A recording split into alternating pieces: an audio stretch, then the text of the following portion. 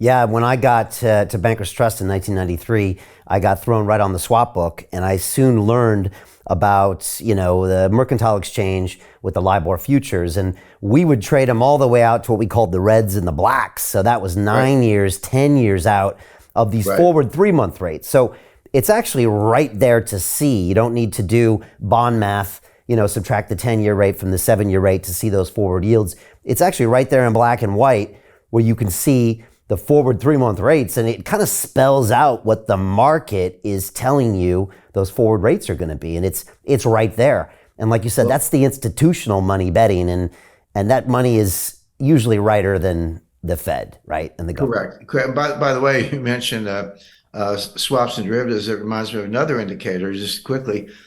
Swap rates are, we have negative swap rates. What does that mean? Well, what is the swap? So I buy a 10-year treasury note and I finance it in the overnight market. So what's happening to me? I'm getting the yield on the 10-year treasury note and I'm paying an overnight yield. So receiving fixed, paying floating.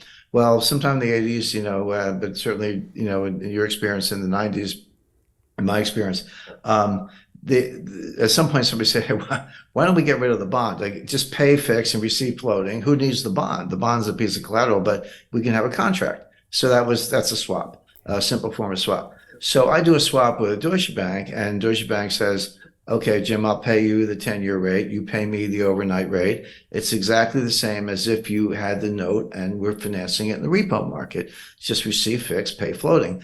That's a swap. Pardon me, but if you think of the credit risk, at least with the 10-year treasury note, I got the United States government behind me. If I'm doing a swap with, UBS, I got bank risk. I've got some credit risk in the bank. Credit Suisse just failed.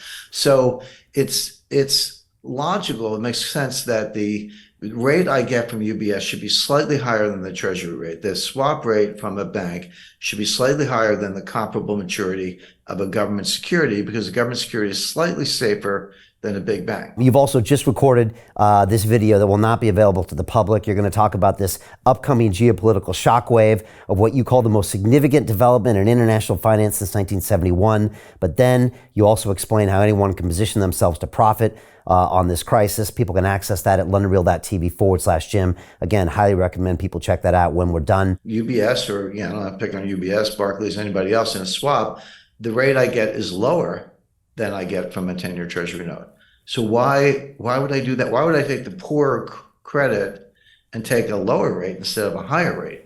Well, the answer is the swap is off balance sheet, and the treasury note, if I own it, I got to put it on my balance sheet.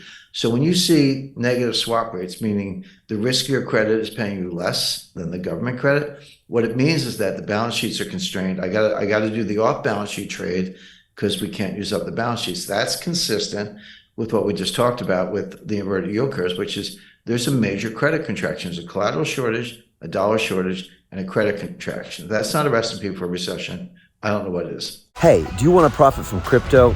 Then join my DeFi Academy. The Crypto DeFi Academy will help you create generational wealth.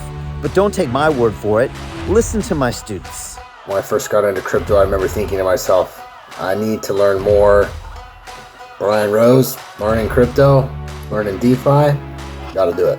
I am so grateful that I jumped in and did this. I had to break through some limiting beliefs that I can do this, that I can afford this, that I can be in this. It challenges the things that are deeply rooted within us. Joining DeFi Academy has been one of the best decisions I have made on my blockchain journey. This course was a life changer, a game changer, a huge eye-opener, coming from knowing practically nothing at the speed of the learning over 4 weeks was just fantastic. The information you provided in this class was invaluable. I feel far more confident in my next steps.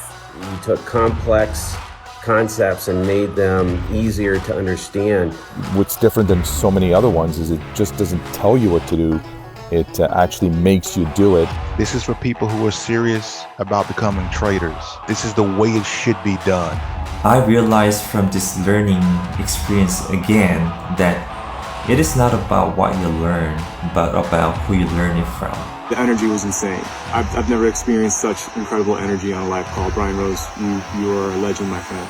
It's the only thing in the market where you can get all information and learn everything what you need to know. Everything is so clear and so well done, and I'm just forever grateful for this program. It made me feel so much more confident about crypto than I did before.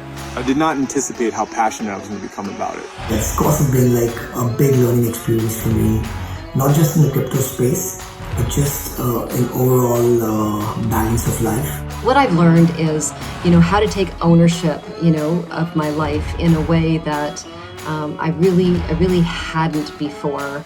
Yeah, you can't put a price on that, really. I would recommend it to anybody, top notch. Excellence does not come cheap. So if you want excellence, you gotta pay for it, but it's so worth it.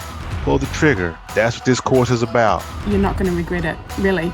It's amazing. Thank you, Brian and team. So what are you waiting for? Crypto is happening now. Click the link below, submit your application, and let me mentor you on how to create generational wealth and build the decentralized financial infrastructure of the future.